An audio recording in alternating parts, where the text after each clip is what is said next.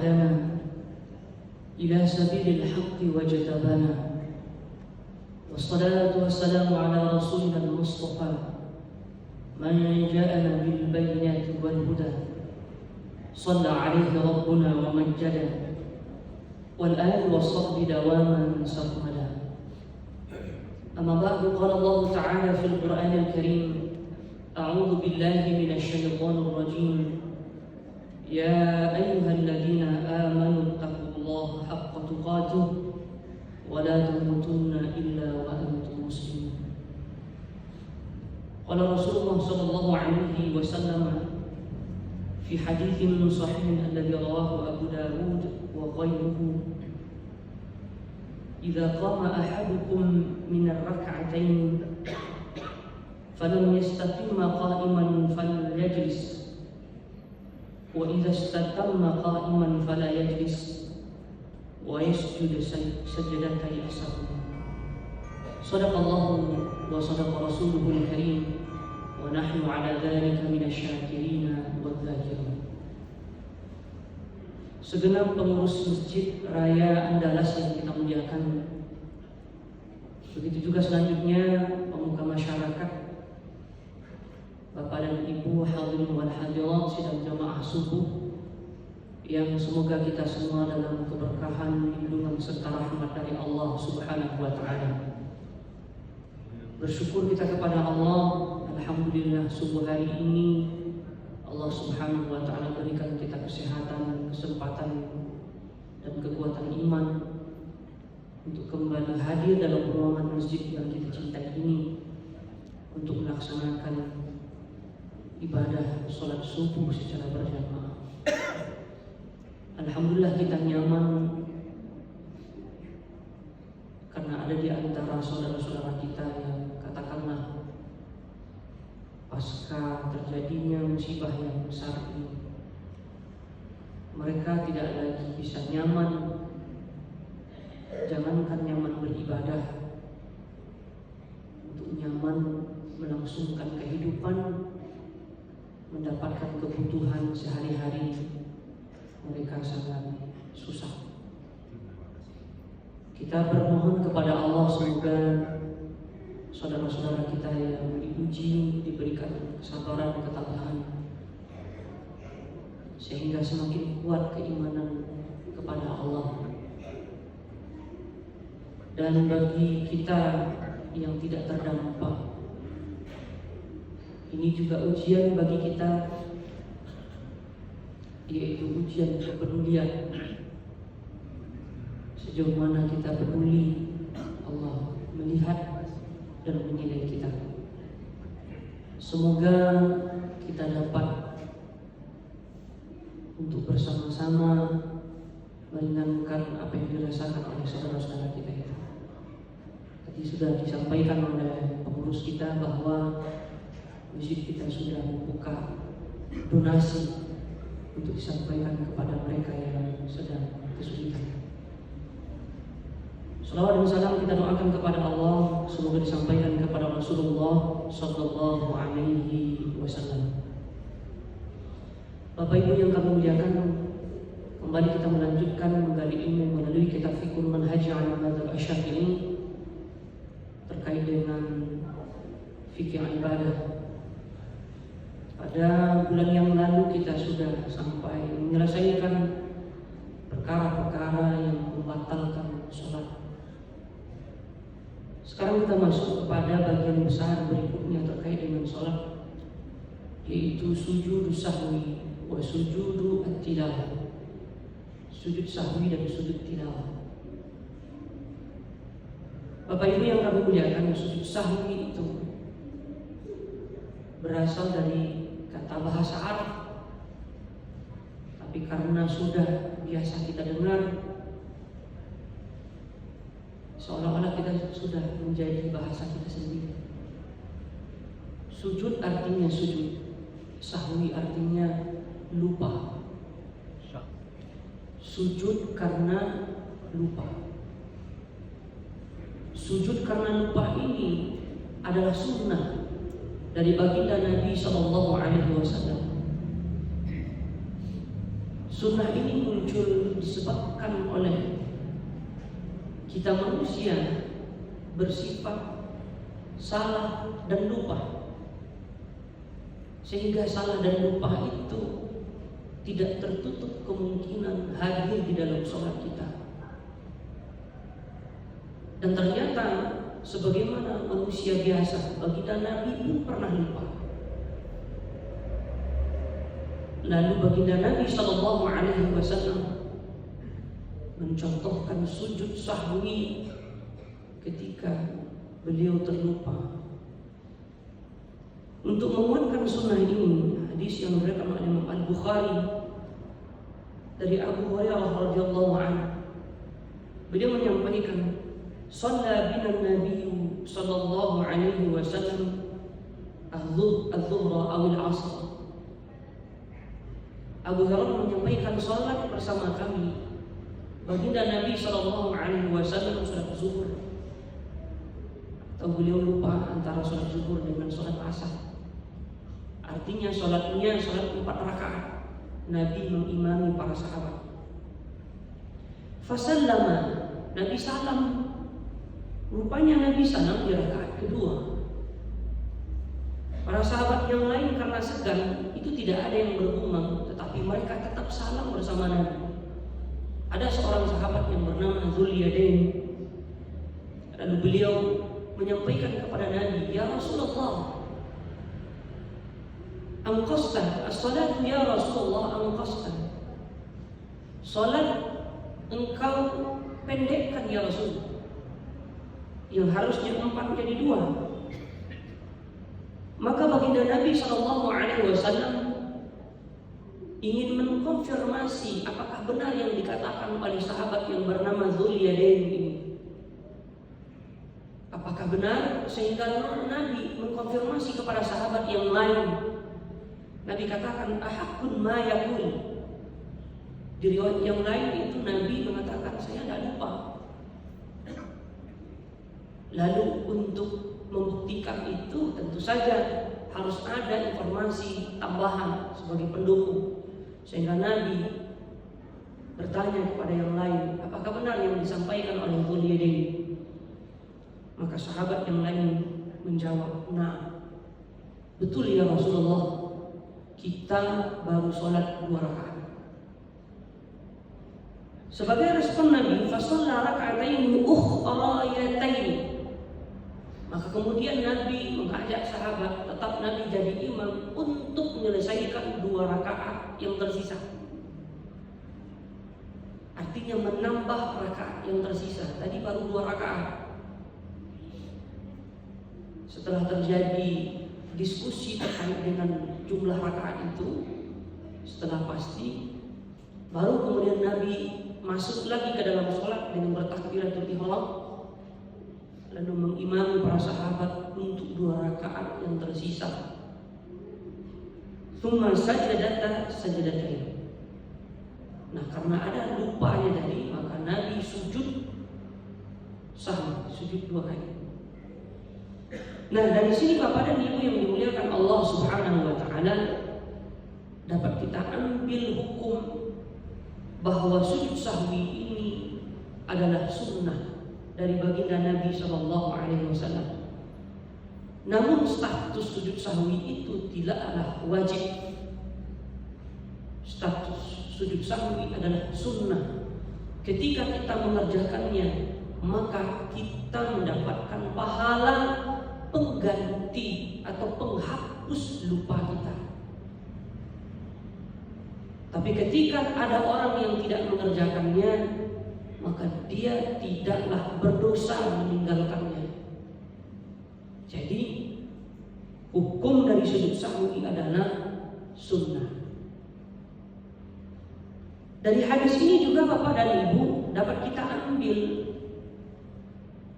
sebuah kesimpulan dari para ulama bahwa apapun yang dilakukan oleh imam ketika kita tidak sempat membetulkannya, maka di saat itu makmum mesti mengikutinya. Seperti para sahabat yang juga ikut salam bersama Nabi. Padahal mereka tahu bahwa sholat masih 2 rakaat. Sehingga harusnya kalau ada terjadi hal yang demikian, lupa imam terhadap gerakan-gerakan tertentu, yang lupa hanya imam tapi makmum tidak lupa, maka makmum tidak punya kebijakan sendiri untuk melanjutkan sholatnya. Katakanlah ada makmum di belakang tahu, oh sholat awak 2 rakaat baru, imamlah salam, apa dialah imam salam, awak lanjut ke rakaat berikutnya. Itu tidak pilihan yang tepat. Begitu juga ketika imam lupa untuk tahiyat pendek, tahiyat pertama, lalu karena kaedahnya itu, nanti kita sampaikan hadisnya, karena kaedahnya itu kalau sudah sempurna berdiri, maka tidak perlu turun lagi ke bawah. Nah, kalau imam sudah sempurna, berarti yang menjadi patokan adalah gerakan imam. Oh, imam yang lupa, kami di belakang tidak lupa, berarti tayat saja di belakang. Itu bukan pilihan yang tepat. Atau mungkin ada imam yang lupa, lalu sudah salam di rakaat yang ketiga. Makmum bapak-bapak agak kurang ngeh sehingga salam bersama imam. Ibu-ibu sebenarnya ada yang sadar, yang tahu dan yakin bahwa sholat baru 3 rakaat. Labat aku tangan tapi nggak kedengar kamu kok. Bagaimana sikap yang tepat? Apakah ikut salam bersama imam atau selesaikan sendiri 4 rakaat? Jawabannya yang tepat adalah salam bersama imam, bukan selesaikan sendiri. Kalau ada orang yang menyelesaikan sendiri, berarti sholat berjamaahnya terputus. Sehingga salam bersama imam nanti baru sampaikan. Kalau sudah salam itu tidak apa-apa perkataan muncul di mulut kita, ada pembicaraan, ada diskusi, selagi tidak membicarakan orang lain saja.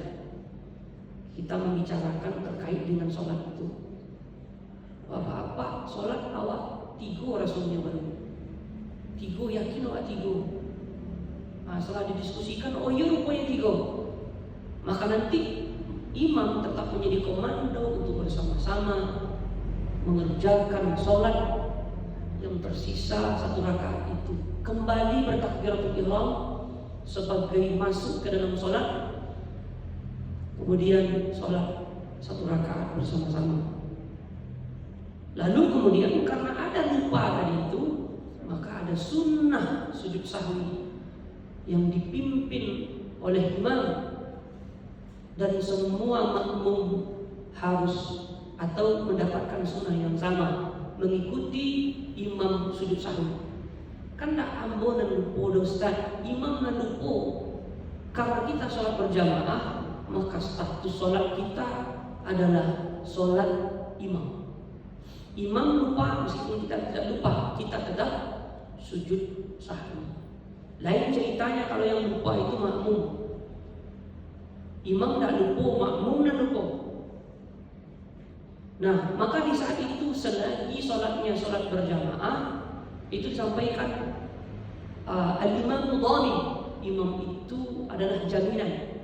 Selagi masih dalam ruang lingkup sholat berjamaah, maka makmum itu tidak perlu sujud sahwi juga, karena imam adalah dhamin. Kemudian di dalam kitab Fiqh Manhaj al-Madhhab Asy-Syafi'i disebutkan ada 4 hal yang membuat kita atau yang menyebabkan kita mendapatkan sunnah sujud sahwi. Yang pertama, ayatul musalli ba'dha min ab'adis shalah, bahwa seseorang lupa sunnah ab'ad sholat. Di antara sunnah ab'ad sholat adalah tahiyat pendek yang kita ceritakan itu. Ternyata baginda Nabi SAW dalam hadis sahih dari Imam Bukhari dan Imam Muslim pernah lupa tentang tahiyat pendek ini. Tapi karena Nabi SAW sudah sempurna berdiri, maka Nabi tidak turun lagi ke bawah. Tepatnya disampaikan oleh Abdullah bin Juhainah, "Shalla lana Rasulullah SAW raka'ataini min ba'di shalawat." Baginda Nabi mengimami kami salat. Beliau ketika di 2 rakaat harusnya tadi ada tahiyat pendek. Qama minathnataini, beliau langsung berdiri karena sudah sempurna berdiri. Falam yajlis, Nabi tidak duduk, padahal tadi ada tahiyat pendek. Faqama an-nasu ma'ahu, karena Nabi sudah berdiri, maka makmum yang lain secara otomatis harus mengikuti Nabi. Maka para sahabat ikuti Nabi berdiri. Falamma qada salatahu wa nadharna taslimahu, ketika Nabi sudah selesai salat dan mau salam, maka Nabi kabbara qabla taslim, Nabi bertakbir sebelum salam untuk sujud. Fasajada sajdatain, maka Nabi sujud 2 kali. Summa salama, baru salam. Dari sini sujud sahwi itu yang terbaiknya dikerjakan di dalam sholat, artinya sebelum salam. Kaidah yang kami sampaikan tadi, hadis yang diriwayatkan oleh Imam Abu Dawud, Ibnu Majah dan yang lainnya dari Mughirah bin Syu'bah, Nabi bersabda, "Idza qama ahadukum min ar-rak'atain," apabila berdiri salah seorang kamu dari 2 rakaat, yang tadi harusnya ada tahiyat pendek, tapi dia sudah berdiri. Kaidahnya kata Nabi, "Falam yastatimma qa'iman falyajlis." Kalau belum sempurna berdirinya, masih proses menuju berdiri, maka kata Nabi, falyajlis, hendaklah dia kembali turun ke bawah untuk mengerjakan tahiyat pendek itu. Lalu wa idza istatamma qa'iman falyajlis, kalau sudah sempurna berdiri, apalagi sudah bersedekap pula, itu artinya sudah sempurna berdiri. Kata Nabi, fala yajlis, jangan turun lagi ke bawah, meskipun ingat bahwa ada tahiyat pendek yang terlupa. Lalu kata Nabi, wa yasjud sajdatai as-sahwi. 2 keadaan itu membuat ada sunnah untuk kita sujud sahwi. Tadi keadaan pertama masih belum sempurna berdiri, lalu turun ke bawah, ada tahiyat, artinya kan lah ada tahiyat. Nah, meskipun sudah ada tahiyat, tetap sujud sahwi karena sudah ada unsur lupanya. Begitu juga keadaan yang kedua, dia tidak sama sekali mengerjakan tahiyat pendek itu karena sudah sempurna berdiri, maka tetap sujud sahwi. Nah, ini yang pertama. Dan itu berlaku untuk sholat wajib, untuk sholat berjamaahkah atau sholat sendirikah. Kalau sholat sendiri, ya kita sendiri yang menjadi patokannya.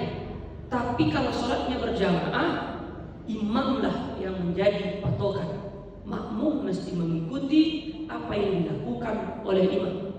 Ini kalau tidak duduk kajinya Bapak dan Ibu, bisa heboh tuh. Kami pernah sholat, kalau tidak salah sholatnya sholat asar waktu itu, saya jadi makmum. Ada imam yang dia lupa persis seperti ini, dia lupa tahiyat pendek itu, dan sudah sempurna berdiri. Imamnya mengerti dan tahu kaidah ini, jadi tetap melanjutkan. Makmum di belakang karena menyadari bahwa tahiyat pendek itu adalah subhanallah kecil imam, kecil makmum di belakang. Karena imam tahu kaidahnya, dia tetap berdiri. Diulang oleh imam balik, subhanallah, alah rami yang subhanallah kan. Dan imam kau tetap berdiri juga. Sudah itu mungkin dalam pikiran makmum mungkin tak ada nggak ada imam kau kan. Sudah di hari-harinya ada makmum, kare-kare subhanallah. Yang imam tetap lanjut. Akhirnya kan nih kok. Selesai sholat tentu terpaksa lah imam ini menjelaskan, berdiri ke atas mimbar dan menjelaskan tentang perkara itu. Tapi yang jelas kalaulah terjadi menghilangkan ego kok gak susah. Nah ini manfaatnya kita mengaji terstruktur, mengaji dengan kita. Jadi kita punya tuntunan. Nah kalau katakanlah kaji itu tidak duduk pasti dibotol. Anu di kerajaan. Nah, boleh ibu-ibu di belakang tidak nampak. Imam mempunyai nangis katanya. Awak masih duduk di bawah. Nah, oleh karena itu mengilmui ini akan membuat kita akan tepat secara bersikap. Apa yang mau dipilih? Mau bergerak apa ini? Kemudian juga membuat hati kita lapang dada. Kalau tidak tahu ilmunya pasti menyerang imam sudah itu. Wah imam kok tidak pandai jadi imamnya. Kalau tidak terdengar subhanallah kami ada jadi imam. Jadi ilmu seperti ini kalau tidak betul-betul dipahami itu bisa membuat kita tidak nyaman di dalam sholat berjamaah. Yang kedua, penyebab sujud sahwi itu adalah asyakku fi adadim ma ata bihi min rakaat. Ragu jumlah rakaat sholat. Nih, ragu jumlah rakaat sholat. Hadisnya diriwayatkan oleh Imam Muslim. Kata Nabi, "Idza syakka ahadukum fi sholati", siapa yang ragu dalam sholatnya, falam yadri kam shalla, dia tidak tahu, tidak bisa memastikan berapa yang sudah. Ragu maksudnya itu antara salasan atau arba'an, apakah 3 atau 4 yang sudah dikerjakan. Barangkali kata 3 dan 4, rakaat ketiga dan 4 ini disebut oleh Nabi karena memang di situ ranah kadang-kadang yang lebih banyak orang ragu. Agak jarang yang ragu antara 1 dan 2. Itu rakaat pertama atau rakaat kedua. Yang terbanyaknya itu memang di rakaat 3 dan 4. Itu barangkali yang dicontohkan oleh Nabi kepada yang sering terjadi. Lupa antara 3 dan 4. Kata Nabi, "Falyatrahi syak wal yabni ala mastayaqan." Hilangkan yang ragu itu, buang yang ragu itu. Lalu berdirilah pada yang yakin. Nah, sekarang pertanyaannya, manakah kira-kira kalau ragu antara 3 sampai mana pasti kok karena jawabannya? 3 kan? Nah, karena 3 yang pasti kita kerjakan, maka kata Nabi, itu pilihlah yang 3 itu. Sehingga diistimbahkan oleh para ulama, kalau ragu bilangan salat maka pilihlah yang terkecil antara yang ragu itu. Ragu 1 je 2, maka pilih 1. Ragu 2 je 3, maka pilih 2. Ragu 3 sampai pilih 3. Karena yang kecil itulah yang pasti sudah kita kerjakan. Yang besar itu besar kemungkinan ihtimal. Lalu rupanya gitu. Rupanya awak ialah sholat 4 rakaat tadi. Awak lah sholat 4 rakaat. Karena ditambah 1 itu 5 jadi. Bagaimana status dari yang 5 itu? Maka rakaat yang kelima itu sudah menjadi ma'fu'an, dimaafkan. Tidak ada perlu dikurangi sembahyang itu, yang 5 kurangan C. Tidak. Tapi yang sudah terlanjur itu karena lupa, itu sudah dimaafkan. Nah, tinggal kita berikan sujud sahwi 2 kali sebelum salam. Atau Kalau lupa sebelum salam, maka setelah salam. Nah, itu yang kedua. Yang ketiga yang menyebabkan sujud sahwi adalah irtikabu fi'la munha anhu sahwa. Seseorang melakukan perbuatan yang dilarang dilakukan itu di dalam sholat, tapi karena lupa. Bapak Ibu mungkin masih ingat bahwa satu yang makruh dikerjakan dalam sholat adalah berbicara tanpa sengaja, ada spontanitas. Kita mendengar ada orang mengucapkan salam di luar, lalu spontan awak mengucapkan waalaikumsalam, spontan. Artinya kita tidak dalam kesadaran, karena sudah biasa, akhirnya spontan. Begitu juga ketika orang bersin, lalu kita baca ya Alhamdulillah, tapi karena spontan, maka itu jatuhnya ke dalam makruh. Tapi kalau sudah sengaja, kita sudah menyadari kita dalam sholat,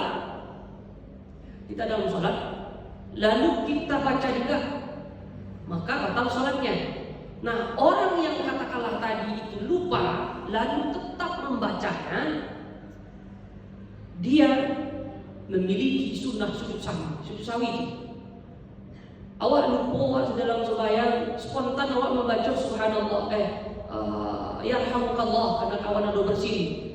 Nah, karena lupa itu, maka sujud sahwi. Yang keempat, sujud sahwi apabila naqlu syai' min af'ali shalah ruknan aw kana ba'dhan, maka sujud sahwi. Seseorang lupa lalu terbaca katakanlah Al-Fatihah yang harus dibaca di saat berdiri, tabaca ketika rukuk. Ayat yang harusnya dibaca ketika berdiri, tabaca ketika tahiyat terakhir. Sadang lama mungkin murojaah hafalan baru, mulai menghafal surah Al-Muluk gitu. Sadang lama pas di tahiyat terakhir itu ada baca surah Al-Muluk. Tempat membaca ayat bukanlah ketika tahiyat terakhir, tapi ketika berdiri. Nah, salah tempat itu, maka kita mendapatkan sunnah sujud sahwi.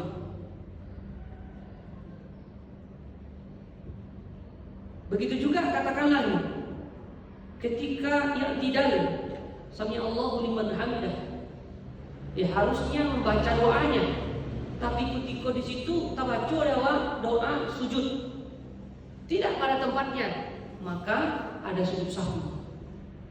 Nah, itu terkait dengan sujud sahwi. Kemudian caranya sujud dua kali itu, sujud kemudian berdiri, duduk di antara dua sujud itu tanpa tumakninah.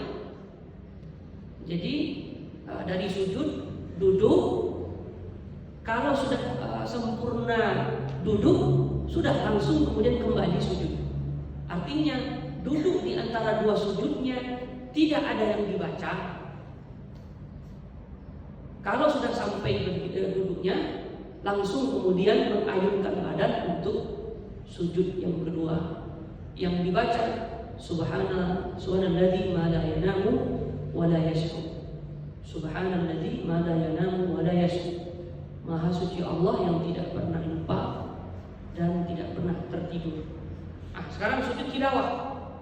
Sujud tilawah itu adalah sujud karena kita mendengar atau membaca, baik di dalam sholat maupun di luar sholat, lafaz sajadah. Ketika mendengar Al-Quran yang dibacakan atau kita sendiri yang membaca, baik itu di dalam sholat atau di luar sholat, ada kata sujudnya, maka kita disunahkan sujud tilawah di ujung ayatnya. Nah, sampai ke ujung ayat baru kemudian sujud. Fadilahnya luar biasa. Nabi SAW melakukan hal itu. Hadis yang diriwayatkan Imam Abu Daud, karena Nabi SAW yaqra'u alaina al-Quran. Nabi membaca Al-Quran kepada kami. Fa idza marra bis-sajdati kabbara wa sajada. ketika Nabi melewati ada kata sujud di dalam sholat itu, maka Nabi sujud. Tapi kabar Nabi bertakbir. Nah, ini menguatkan sebenarnya ketika subuh hari Jumat kan itu kita sujud tilawah. Subuh hari Jumat ada sujud tilawah. Manakah yang paling pas kira-kira? Mau sujud itu pakai takbir atau tidak? Ini sering jadi perdebatan juga. Mau turun ke bawah untuk sujud itu apakah pakai takbir atau tidak? Di datanya hadis sahih Abu Dawud ini Nabi kabbal, Nabi bertakbir turun ke bawah. Lalu untuk kembali ke atas, itu silakan mau bertakbir atau tidak. Kalau tidak hanya tatajab junubun kan gitu ayat. Kalau sudah kedengaran ayat maka kembali ke atas. Nah, ini daripada kita banyak berdebat, kembalikan saja kepada hadisnya. Nabi bertakbir untuk mau sujud. Ini sujudnya sujud tilawah. Hadis yang beriwayat oleh Imam Muslim dari Abu Hurairah, ini fadilahnya, idza qara'a ibnu Adam sajada fasajada. Apabila anak Adam, kita manusia, ketika mendengar atau membaca ada kata sajadah di dalam Al-Quran itu, lalu dia sujud, i'tazala syaitanu yabki, maka syaitan lari dari kita dalam keadaan menangis. Jadi syaitan itu menghindar dari kita, tapi dia dalam keadaan menangis. Dia berkata, ya wallahu umira banu Adam bisujudi fasajada falahul jannah. Menyesuaikan diri ya Bapak dan Ibu. Oh, celakanya leh. Anak Adam disuruh sujudnya sujud, maka bagi mereka surga. Wa umirtu bisujud fa asaitu faliyanna. Ambo pernah lo disuruh sujud dulu, tapi yang tidak mau. Gara-gara tidak mau itu faliyanna, untuk ambo neraka. Nah, jadi setiap kita sujud, maka syaitan itu lari terkotak-banting dari kita sambil menangis. Nah, sehingga sunnah ini adalah sunnah yang perlu kita biasakan. Ya, karena fadilahnya luar biasa. Ada 14 tempat di dalam Al-Quran itu. Tidak hanya surah sejadah saja, tapi ada 14 tempat di dalam Al-Quran. Di antaranya dalam surah Al-A'raf, surah Al-A'raf, surah An-Nahl, Al-Isra. Kalau di Arab yang katakanlah sholat tarawihnya satu malam satu rakaat, dengan target akhir Ramadan mereka selesai 30 juz, itu mereka akan melewati 14 kali sujud tilawah. Biasanya imam akan sampaikan, Bapak Ibu, nanti di rakaat kedua kita akan sujud tilawah. Oke, barangkali itu Bapak dan Ibu. Kalau tadi sujud sahwi 2 kali, kalau sujud tilawah ini sekali saja. Dalam mazhab Asy-Syafi'i afdalnya bertakbir dulu. Seperti sholat bertakbiratul ihram dulu, kemudian baru sujud ke bawah, habis itu salam kanan dan kiri. Dalam pandangan mazhab Syafi'i. Nah, pandangan yang lain ya tidak apa-apa, langsung sujud saja. Tapi tetap disunahkan menghadap ke kiblat. Jadi sujudnya disunahkan menghadap ke kiblat. Baik Bapak dan Ibu, sudah selesai? Ada yang mau bertanya atau cukup? Ada Bapak Ibu yang mau bertanya? Ya, ada Ibu. Silakan.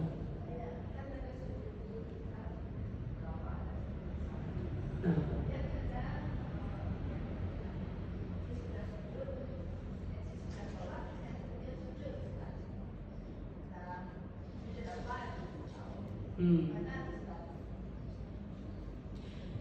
Ada yang mengamalkan setelah sholat selesai lalu sujud lagi. Setelah sholat selesai lalu sujud lagi. Itu sujud apa namanya? Kami nggak tahu juga. Nggak tahu juga. Karena kami ini orang hadis. S1, S2 dan sekarang S3 juga hadis. Ya, kami belum temukan dalilnya dan tak tahu namanya sujud apa. Wallahu a'lam bishawab. Mungkin sujud syukur barangkali. Sujud syukur Allah yang Allah selesaikan juz wayang sampai akhir itu. Yang jelas kami tidak tahu itu sujudnya sujud apa. Oke, yang lain? Pas. Baik, mudah-mudahan apa yang kita bahas ini ada manfaatnya, terutama untuk kami yang menyampaikan dan mudah-mudahan juga untuk kita yang mendengarkan. Kita akhiri dengan hamdalah. Alhamdulillahirabbil alamin dan kafaratul majlis. Subhanakallah wa bihamdika asyhadu an la ilaha illa anta astaghfiruka wa atubu ilaik. Assalamualaikum warahmatullahi wabarakatuh.